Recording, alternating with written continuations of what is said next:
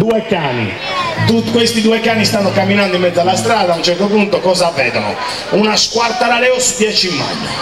Tutti e due i cani si avvicinano all'osso per mangiare l'osso e chi riesce a spuntarla, siccome era un cane napoletano e un cane sardo, riesce a spuntarla il cane napoletano. E allora il cane sardo comincia a pensare: ma rifriga, e adesso come faccio io? Rimango senza mangiare? Ma siccome non sono mica un cane scimpro, io le chiedo: di dove sei? E lui mi dice: di Napoli. Come dice Napoli? Per dire Napoli, di onde di gustoso? Il cane napoletano era così, per no.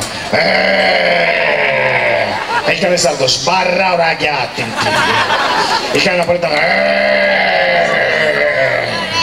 Il cane sardo si avvicina: scusa, ti volevo chiedere una cosa, di dove sei? E il cane napoletano: di Napoli, tariga ossosa. Adesso l'osso ce l'aveva il cane sardo. Allora il cane napoletano cominciava a pensare: mi sono fatto fregare da un cane sardo, ma io adesso lo ripago con la stessa moneta. Gli chiedo: e tu di dove sei? E lui mi dice: di Cagliari oppure di Sassari. Io vado lì e gli prendo l'osso. Il cane sardo era così: dimmi grazie. Il cane napoletano si è avvicinato: scusa, io te l'ho detto che sono di Napoli, e tu di dove sei? E il cane sardo: De Serrenti.